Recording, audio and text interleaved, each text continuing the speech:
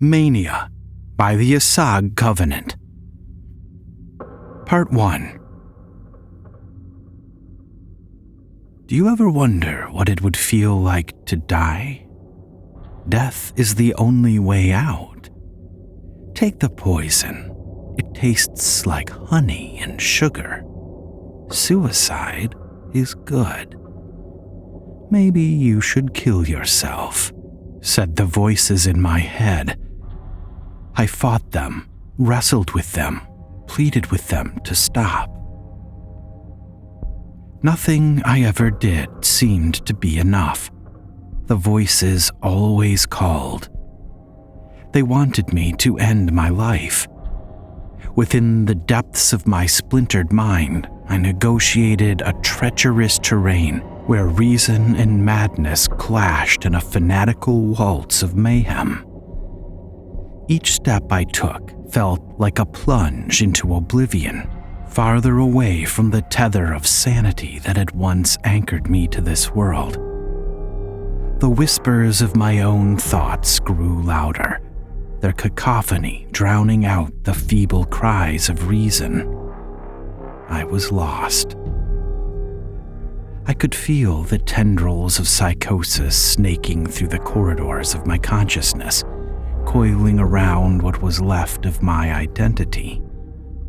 They whispered seductive promises of false liberation, urging me to surrender to the awaited anarchy. In this labyrinth of my own making, I questioned the validity of my perceptions. I couldn't tell if the laughter that echoed through the corridors of my mind was a chorus of demons or figments of my own tortured imagination. As the darkness encroached, I clung desperately to the fragments of my fading sanity. At this point, I was a mere spectator, hopelessly witnessing the disintegration of my own sense of self. I was lost. I stood before the only mirror in this steel-walled room, my reflection a grotesque travesty of what I was before. The man who had stared back at me was a warped fathom, a testament to the depths of madness I'd fallen prey to.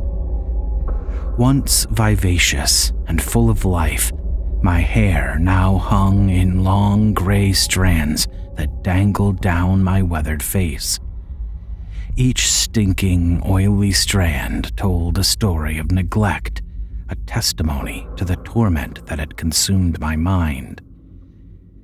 As I leaned closer to study the tangled mess that adorned my rotting head, I realized the strands were figuratively interwoven with fragments of my shattered sanity. They clung dreadfully to my forehead, as if seeking solace in the decaying remnants of my once sane mind.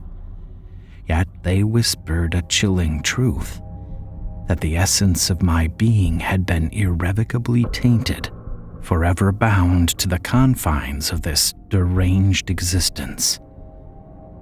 Horrified by the look of my hair, I turned my gaze downward where my eyes settled upon my mouth, a darkened, crusty crevasse that harbored unspeakable horrors.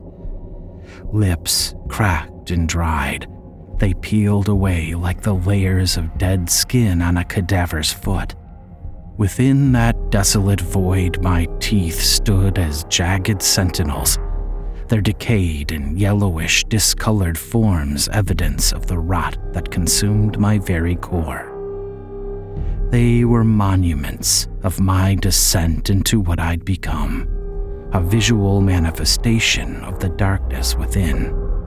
I could feel the weight of my own gaze, the emptiness that dwelled within my eyes. In their depth, I saw the carnage I had wrought, the lives shattered by my hands.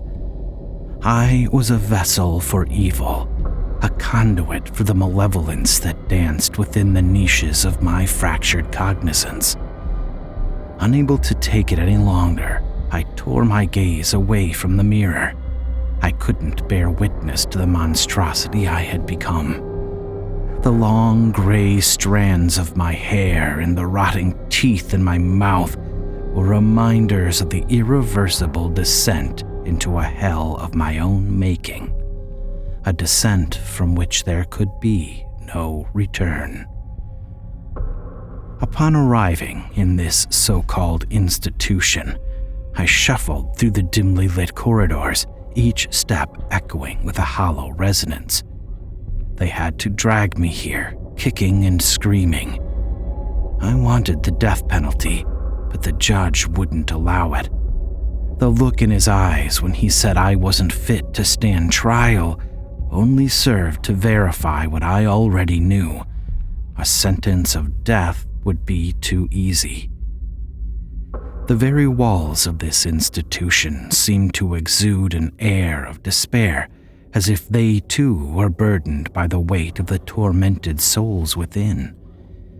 This place, this wretched asylum, this madhouse, stood as a witness to the decay of human empathy and triumph of malicious darkness.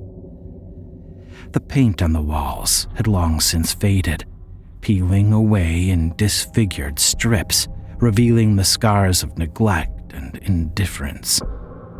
The once bright colors had dulled to a sickly hue, as if they had absorbed the suffering and anguish of those trapped within these rotting confines. Cobwebs stretched across corners like remnants of damned souls, weaving their intricate design of desertion. The floors were worn and uneven, a mosaic of cracked tiles and chipped linoleum. Each step brought forth a discordant symphony of creaks and groans, as if the very foundation of this place were crumbling under the weight of its own corruption. The musty smell of dampness and decay clung to the air, suffocating any trace of hope that dared to linger. This was my own personal hell. As I ventured deeper into the alcoves of this dysfunctional shithole, I passed closed doors, each concealing its own tale of suffering.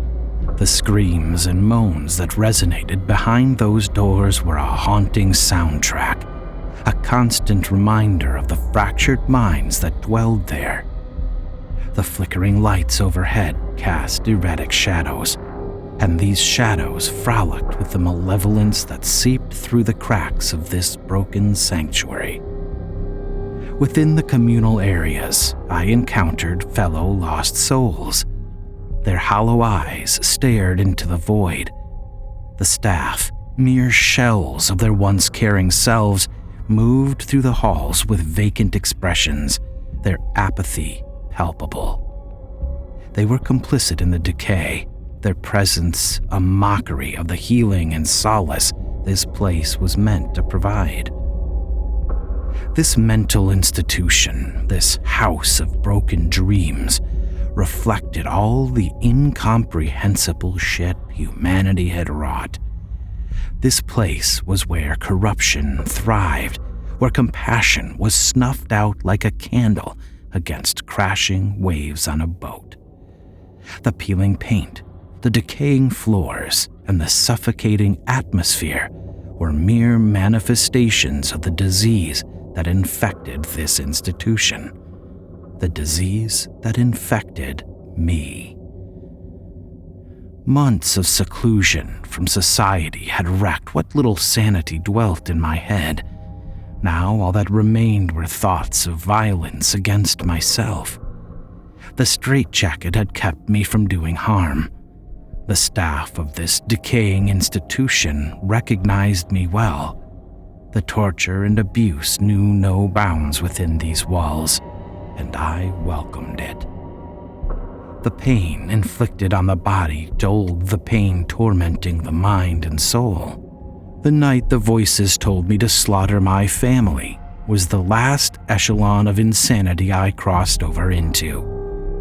What I thought were demons were actually my wife and child, who begged their father, their husband, to stop before I bludgeoned their heads with a fire iron. When my wife tried to stop me, I turned the iron rod upon her, ramming the blood-stained weapon so deep into her gut it exited out of her back. In my eyes, they were all demons. It wasn't until moments later that reality set in, and the horror of what I'd done came to bear. I killed them. I killed them.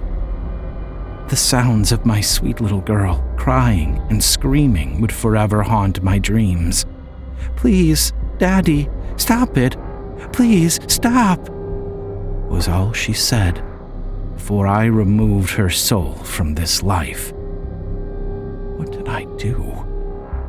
What did I do? "Get up, Novak. It's time for your meds," said the orderly. Numbing the pain, I felt medication wasn't something I deserved. I wanted to remember it all. I wanted to feel this suffering. The memories of my family should never fade from this mind, ever. "I said get the fuck up, you filthy shit," screamed the orderly. Seconds before I could sit upright, I was kicked in the stomach. The other orderly grabbed the back of my straitjacket and sat me up. "Pill time, boy." Forcing my jaw open, the orderly who kicked me in the gut shoved the pills into my mouth. I spit them in his face and growled, "Fuck you, and fuck your pills. I'm done with them," I exclaimed. The orderly holding me upright yanked me to my feet and slammed my body against the cold steel wall. Without thinking, I smacked the back of my head into his face, causing his nose to bleed. "You goddamn fucking shit. You're really asking for it, aren't you?" He then shoved his middle and index fingers into my nostrils and wrapped his other arm around my neck. We fell to the floor, where he began to choke me, depriving me of air. "Is this what you want, coon? Huh?" he screamed. I was unable to defend myself as the straitjacket had bound me. "Let me kill this black coon," he shouted at his colleague. Tighter and tighter his arm tugged around my throat. I felt life slipping away, and I welcomed it. "Go ahead. Kill me," I struggled to say. His partner pulled him off me, and I rolled over, coughing. Fuming with rage and racial hatred, the orderly kicked me in the face and gut before his colleague forced him to stop. "Go walk it off, Joseph. We can't have another death on our watch. State subsidies are the only thing keeping this place open. The director can't afford to have funding pulled from this institution," he warned. The orderly pointed to me, nose dripping with blood. "One day, boy, I'm gonna bury you in the fucking dirt," he threatened. "Hey, go get that nose looked at," I laughed while panting. The bastard spit on the floor near my face and stormed out, mumbling under his breath. I hoped that if I provoked him past his limit, he would end my life in my suffering. Instead, the orderly who saved me kicked me to the floor, where I flopped on my back. The harsh fluorescent lights overhead seemed to intensify as I gazed at them. They cast an unforgiving glare upon the scene unfolding before me. The orderly, his eyes devoid of empathy, sat on top of me, his hands callous and forceful. It seemed as if he'd had enough of my shit. With a relentless grip, he pried open my mouth, his fingers digging into my jaw as if I were nothing more than a vessel for his control. The tastes of bitter resistance and his salty fingers lingered on in my mouth as I fought against the intrusion. But my feeble attempts were futile against the weight of this 300-pound blob of human waste. The air grew thick with tension, suffocating any remnants of autonomy I clung to. In his other hand, he held a small plastic cup filled to the brim with the same array of pills that had been previously spilled on the floor. They twirled before my eyes, a twisted kaleidoscope of sedation. One by one, he plucked the pills from the cup, his movement teeming with frustration. There was no care, no consideration for the havoc he was perpetrating upon my already weakened, frail body. And then, in a forceful thrust, he shoved the pills into my mouth, disregarding my body's reflexive resistance. "Swallow, you little shit," he shouted. My protests, muffled by the grip on my jaw, fell on deaf ears. The orderly's eyes remained cold and unwavering, unaffected by the desperation across my face. The pills, no longer mere medication but instruments of control, were now positioned at the edge of my vulnerability. My mental suffering would be temporarily pacified once they took effect. I gagged and choked as the pills invaded my throat.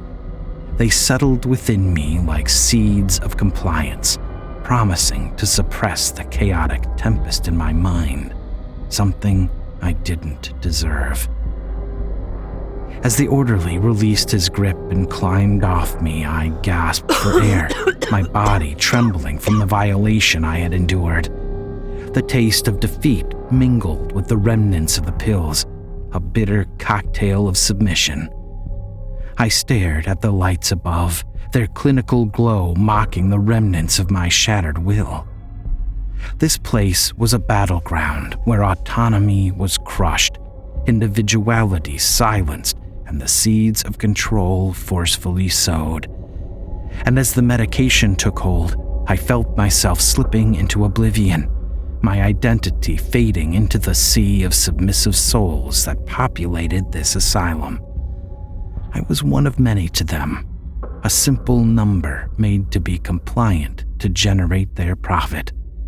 I, however, wanted all that to end. The same way I ended the lives of my family, dark, cold, unforgiving, and brutal. The orderly slammed the door shut as he exited, leaving me in the center of the room, dazed and without laments as the pills began to take effect. "Just kill me. Just kill me."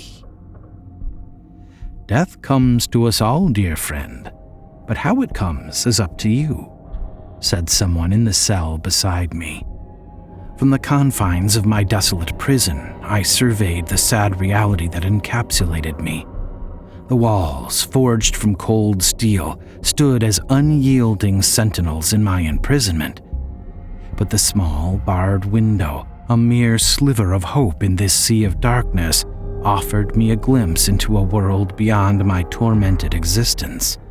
Through that narrow opening, I caught sight of the adjacent cell, separated from mine by those steel walls. We were like prisoners in neighboring worlds, bound by our shared captivity, yet torn apart by the same barriers meant to contain us. And there, in that fragile frame of freedom, lay my only solace, a conduit through which I could speak to another captive, a companion in this madness. I'd never heard anyone in that cell speak since I'd been here, and it was comforting to hear a voice other than those in my head. We are all prisoners in our own mind. The question is, do you have what it takes to set yourself free? His question was imposing, which sent my medicated mind into a whirlwind of contemplation. "Who are you?" I asked. It was pertinent that I heard a response to my inquiry. I needed to ensure this person actually existed and wasn't a simple figment of my deranged psyche. "I'm just like you. We are the same. Possessed by evil forces beyond our comprehension, I killed my coworker, my priest, and my friends because I thought them to be demons. Jesus Christ wanted me as a vessel so that he could deliver this world into the arms of his father, Satan. But I was betrayed, and now here I sit, just as you do." I gasped with uncertainty. It couldn't possibly be. "What is your name?" I asked, I needed confirmation. My name is Elijah Abraham, and I am the vessel of Jesus Christ, the Son of Satan. Part 2. Days went by since the clarity of my companion washed over my mind. Our voices, carried on whispers that defied the oppressive silence, floated through the cold, stale air like the refreshing scent of pine trees. We shared stories of our descents into darkness, the demons that plagued our minds, and the crimes that forever branded us criminally insane. In that connection, I found consolation, a flickering light that maybe I wasn't crazy. We spoke of our dreams, tattered remnants of a forgotten past, and the fractured fragments of our shattered identities. But even as our words drifted through that narrow opening, our voices muffled by the oppressive atmosphere, we knew our connection was tenuous. As I sat and gazed through the barred window, I marveled at the darkness of this cell. Elijah, the Opus Dei killer as the media branded him, disclosed with me his reasoning for committing the acts he had. His journey all but mirrored my own. It wasn't Jesus who had come to me, however. It was the deity named Moloch. The demon Moloch was a sight that no sane mind could behold without being scarred for life. Its form was a mockery of all things divine, a grotesque perversion of everything I knew to be holy. The night it came to me, I gazed upon its towering figure. I could see that its body was a twisted mass of charred metal and rotting flesh. Atop its monstrous body sat a bull's head, adorned with interwoven horns that curled like macabre branches of darkness. Its pupils were large, consuming the white eyes of it, devoid of any trace of benevolence. They bored into my soul, probing the depths of my darkest fears and secrets. Covering its towering body was a matted coat of brown wool, unkempt and clumped together, as if the fur had been stained and corrupted by the foulness of its existence.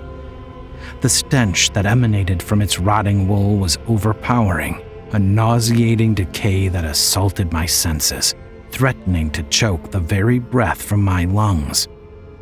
Moloch's face was that of an animal, its deformed visage filled with hunger and perversion. Its limbs were twisted, each joint ending in a wickedly sharp point. As I stood there, frozen in terror and revulsion, Moloch seemed to grow even more monstrous, its form expanding and contorting in ways that defied all reason and logic. In the presence of this demonic entity, a primal terror took hold of me, forcing my very essence to quiver. And as its gaze remained fixed upon me, I knew that I stood on the precipice of something far more sinister than I could ever comprehend. Moloch wrapped my senses, turning those I loved dearest into monsters, into demons. I knew now that I wasn't insane. It was Moloch, the child-killing demon, was the reason I was here. And Jesus was why Elijah now held the title of my companion. The voices in my head demanding that I commit suicide had ceased since I met Elijah.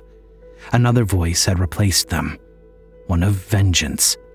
Elijah had been betrayed, and I had been manipulated into giving that demon a child sacrifice. Together, we would seek our revenge. "Pill time, Blackie," screamed the orderly, kicking open the door to my cell, almost breaking it off the hinges. "It's just you and me now, boy. Robert's not here to save you." His voice was menacing yet joyful, as if he was happy to be alone with me. I didn't say a word. I only gazed at him as the sounds of Elijah humming from his cell filled my ears. "We all die. How you die is up to you," said Elijah. The orderly screamed, kicking the wall. Shut the hell up in there, or I'll beat you into a fucking coma." Elijah just laughed and continued to hum. The orderly closed the door to my cell and approached me with a murderous look in his eye. "The cameras are off, boy. No one can see us, which means I can do whatever I want to you." He pulled a knife from his back pocket and waved it before me. As I fixed my gaze on the knife, my head quickened, echoing the adrenaline coursing through my veins. The knife became an extension of the orderly's twisted will, a harbinger of pain he wanted to impose on me. Its blade, honed to a razor's edge, gleamed with a cold, merciless brilliance. Each inch of its surface seemed to witness the horrors it had inflicted, the scars and stains marking its horrid journey through flesh and bone. Yet, it held a deadly elegance with a singular purpose: to kill me. The bloodstains on the knife were evidence this cruel, murderous bastard had done this many times before. The handle, worn and weathered, bore the marks of a deadly slayer.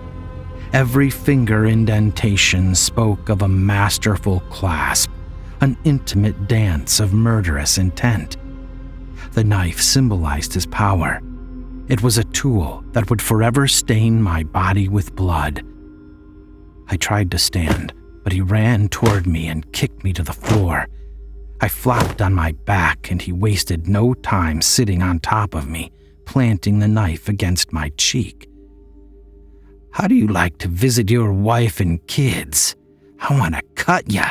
Yeah, I want to cut ya." His slimy drool, caused by the sadistic speech, dripped on my forehead. Then, slowly, he ran the knife down my cheek, cutting me to the point where blood oozed down my face. "Yeah, that hurts, don't it, coon?" I stared into his eyes defiantly. "You're a fucking coward, attacking a bound, unarmed man. Does it feel good? Huh? Does it?" Elijah somehow climbed up the wall of his cell and gripped the window's steel bars so he could gaze into my chamber. He then began to whistle a nursery rhyme I hadn't heard since I was a child. Mary, Mary, quite contrary. Yet this seemingly innocent rhyme masked a sinister history, a tale woven with threads of cruelty and despair. As I focused on Elijah's tune, the sounds began to take on a haunting significance, revealing the disturbing origins buried beneath the surface. I envisioned a woman named Mary, not the gentle soul one would expect, but a figure consumed by a darkness that festered with her very being. Her garden, a warped reflection of her tormented mind, bloomed with an eerie vitality. The silver bells, once innocent chimes, transformed into a haunting chorus, their metallic tones resonating with the echoes of forgotten souls. Each bell carried the weight of a life lost, tolling in perpetual lament. Besides the bells, the cockle shells whispered their secrets. These once beautiful treasures of the sea now bore witness to the malevolence of Mary, daughter of King Henry VIII. Inside each shell, hidden from prying eyes, lay the fragments of her victim's innocence. Their shattered hopes and dreams were embedded within the sharp edges, forever imprisoned in despair. In my mind's eye, I saw them, lifeless and pale, lined up as a melancholy display of Mary's power. These were not the maids one might envision, for their beauty had been stolen, replaced by emptiness. They were mere puppets, their strings manipulated by Mary's wicked hands, forced to perform her bidding. As the rhyme echoed in my shattered psyche, I couldn't help but sense the unspoken tragedy that clung to the song. The nursery rhyme served as a twisted testament to the darkness that lurks beneath the veneer of innocence, a reminder that even the most charming facades can conceal the deepest horrors. In the depths of my insanity, I unraveled the dark history behind Mary, Mary, quite contrary. The song lingered in the recesses of my mind. That was when I knew the only way out of this was through murder. You think I can't take a disgusting, weak little coon like you, huh? The orderly screamed in my face, his breath smelling of rotting fish. I know you can't. People like you prey on the weak. That's probably the reason you took this job, isn't it? You most likely bully women and kids in your everyday life, but when a man gets in your face, you cower like the little bitch you are, don't you? I could tell my words had hit home by the look on his face. I'll kill you, he threatened. Go ahead, do it. But once your knife plunges into my chest and you watch as the life drains from my helpless body, you'll know I was right. You live like a coward and you kill like a coward. He growled, jumped off me, and flipped me onto my stomach. I can kill you, boy. I don't need this goddamn knife. I'll kill you evenly matched with my own damn hands. He then cut the straps on the back of my straitjacket, freeing me from my bound prison. Then, with rage in his eyes, he threw the knife to the far end of the room and motioned me to fight. Come on, Blackie, let's go. I rid myself of the straitjacket, took a deep breath, and stretched my limbs. I knew appealing to your ego would get you to do something as stupid as this. You're a fool, but it isn't surprising. Most racists are. With unflinching quickness, I threw the jacket at his face, ran toward the knife, and picked it up, clenching it in my right hand. By the time he realized what had happened, I was right in front of him. You fucking nig, he started to say, before I drove the knife into his gut. That'll be the last time that word ever escapes your lips. My demeanor was calm. He coughed up blood as I twisted the knife back and forth. Elijah laughed loudly upon seeing what I'd done. After ripping the knife out of his belly, I grabbed the back of his head and rammed the blade deep into him just above his neck. I saw the knife come up through his mouth and into his brain. It was a glorious sight. Gazing into his eyes, I pulled his face close to mine. A coon killed you this day, I said coldly, allowing his body to fall to the floor. I snatched the keys from his waist and made my escape.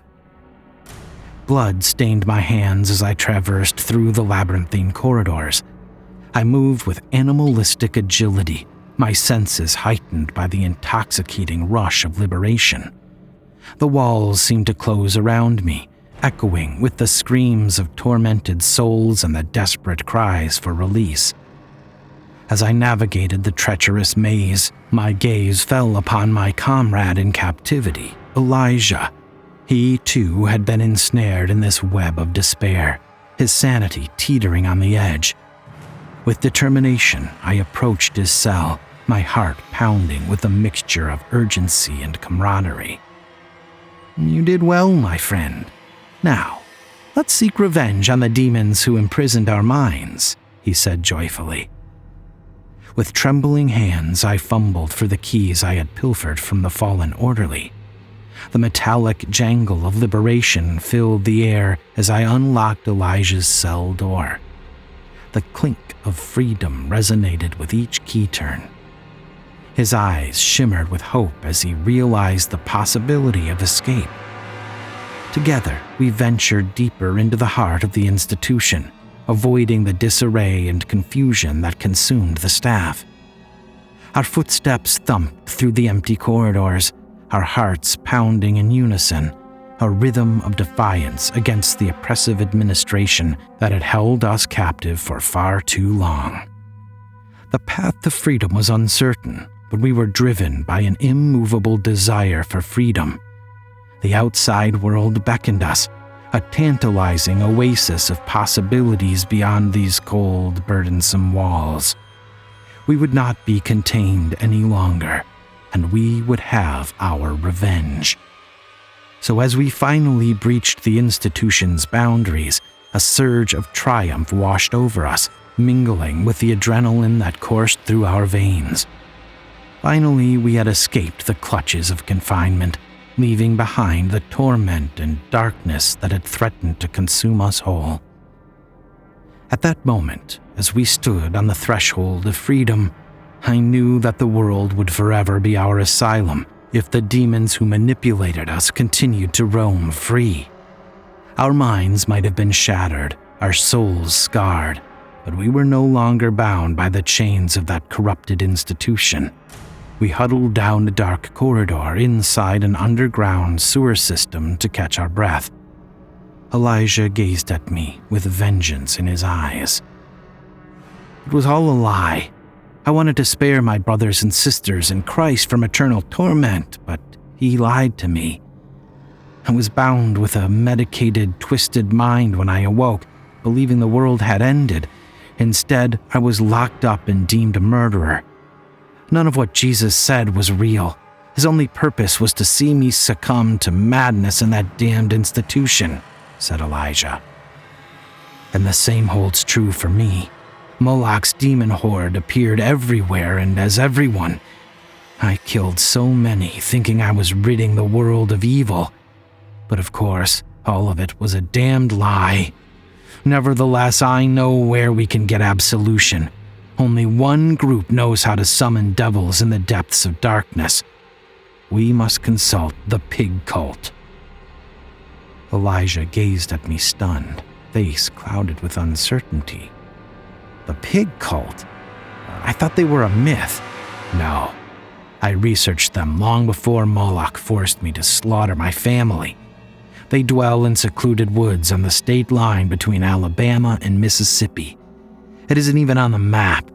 However, they'll require a sacrifice to gain an audience. Elijah agreed.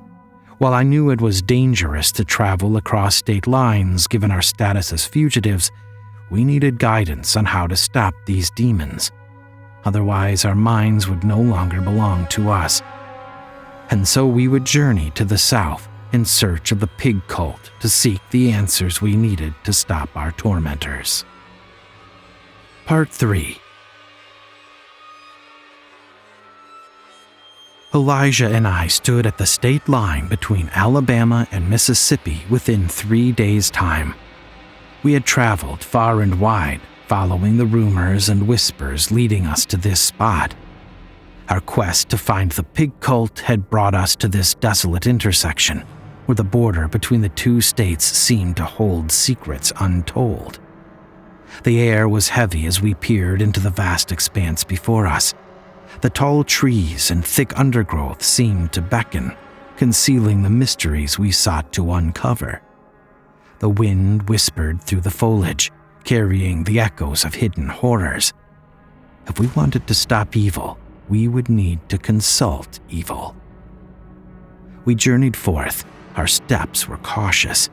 Every rustle and crackle underfoot sent shivers down my spine, reminding me of the danger that hid within these unknown woods. Yet we pressed on, driven by an insatiable curiosity and a burning desire to confront the darkness that had ensnared our thoughts. As we ventured deeper into the wilderness, the atmosphere grew increasingly oppressive. Shadows flickered, playing tricks on our senses, as if the very fabric of reality were distorted in this cursed place.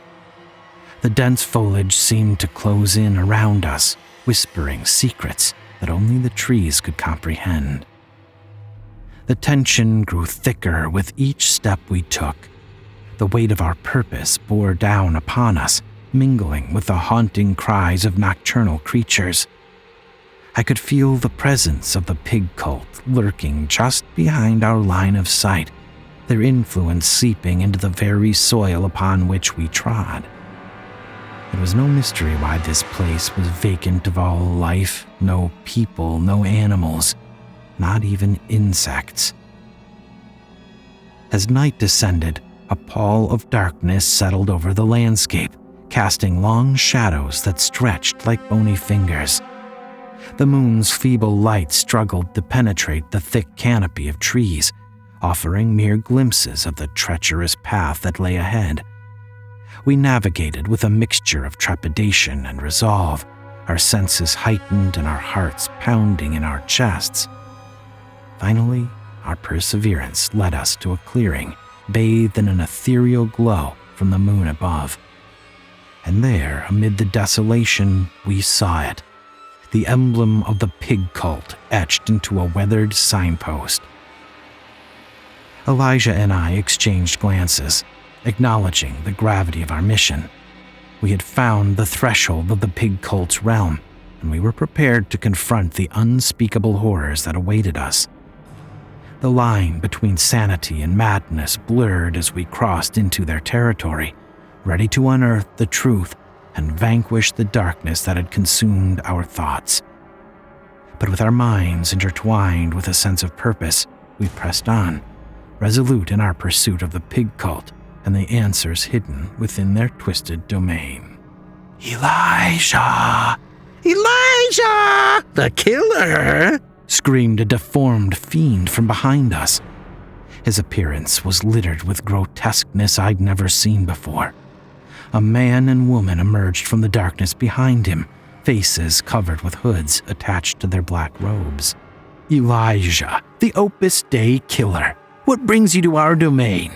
They gazed directly at him, paying no mind to me. It was as if I didn't even exist to them. You know about me? He asked. Everyone knows. Everyone knows, shouted the deformed one. You've been away for a long time. You're quite famous in the circles of the occult. Your face is all over the news, which is why it's so confusing to us why you'd come here to our woods, putting our sanctuary at risk, said the man. Listen, we just need your help to summon a demon and exorcise the dark forces that inhabit our minds. That's all I ask, said Elijah. You come here asking for favors, yet your hands bear no fruit, exclaimed the woman. We'll do anything you ask, I shouted. Yes, anything you ask, you name it, and I'll do it, said Elijah.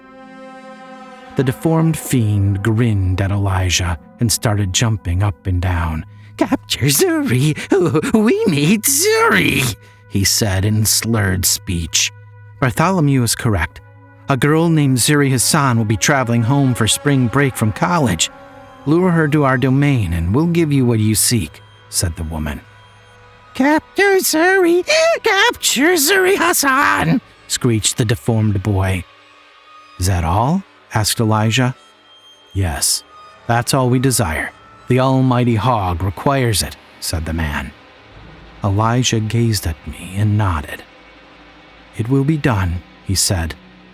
The trio smiled and vanished back into the dark woods. We were yet one step closer to our goal, to vengeance. Part 4.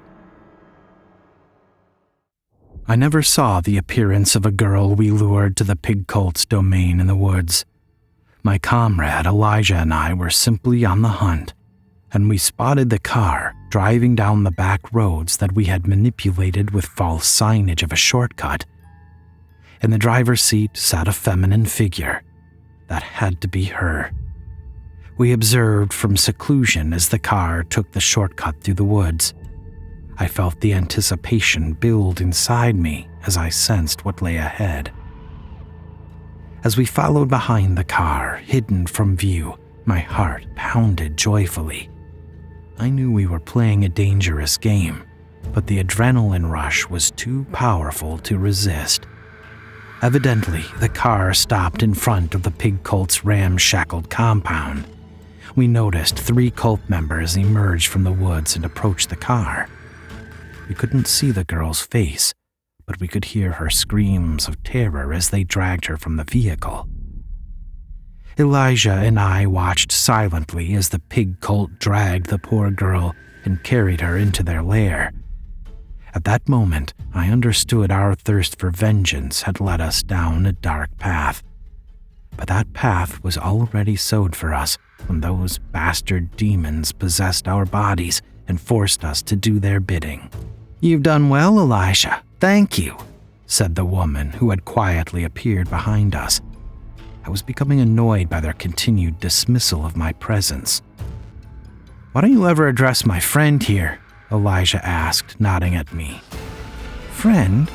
Questioned the woman. Yes, me, I exclaimed. She sniffed.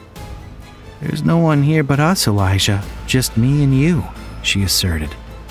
As soon as she said that, my heart felt as if it had stopped momentarily. What? My hand shook. Suddenly, I could see her through Elijah's eyes. I gazed down, and my hands weren't my own. Flashes of me killing that orderly in Elijah's body flooded my memory. The whistling of Mary, Mary, quite contrary had escaped my lips, not his.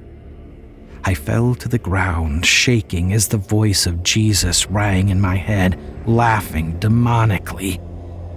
Then, as the pieces of my shattered mind began to fall into place, a chilling realization washed over me like an icy wave crashing upon the shore. Elijah was me. I was Elijah. The insanity that had plagued my existence, the fragmented memories, and the disjointed thoughts all belonged to the same splintered soul that resided within me.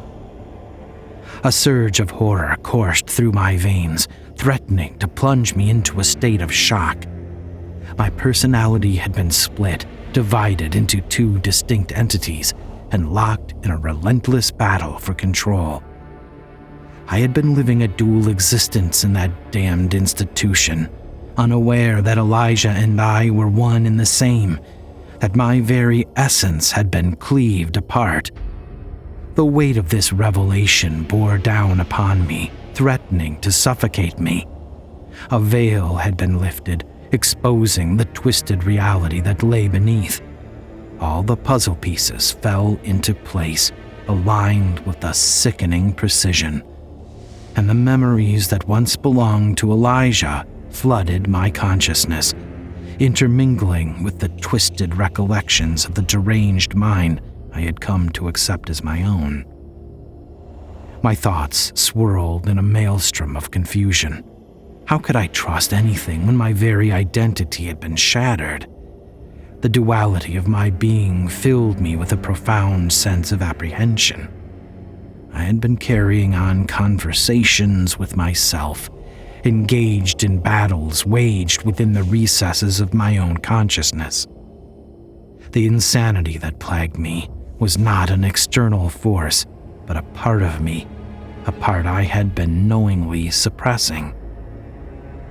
Memories of my confinement flooded back, each detail etched into my mind like scars on my soul.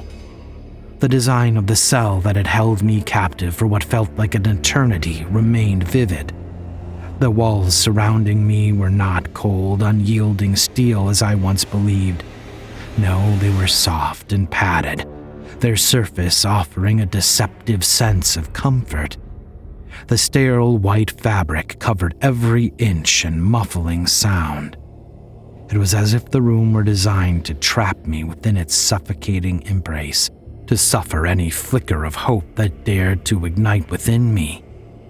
There were no barred windows that led to another cell, no opportunity to glimpse the outside world or communicate with fellow captives. Instead, the only window in that dismal chamber was a small, reinforced glass pane high on the door, offering only a tantalizing glimpse for whoever gazed into my room. I clutched my temples, desperately trying to steady the torrent of thoughts that threatened to consume me. The revelation of my broken self was a cruel joke played by a deranged mind. I was a puppet, manipulated by my own madness, swaying to the tune of a discordant melody. The weight of the realization was crushing me, but I refused to succumb to the abyss that beckoned. Jesus would not win. Oh, I see what's happening. The woman lifted my crying face and gazed into my eyes.